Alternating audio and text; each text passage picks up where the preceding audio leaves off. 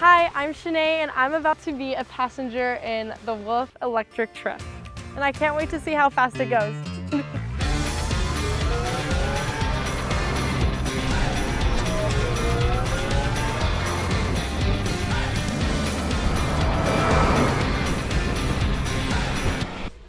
Welcome back, Shanae. How was your ride? It was great.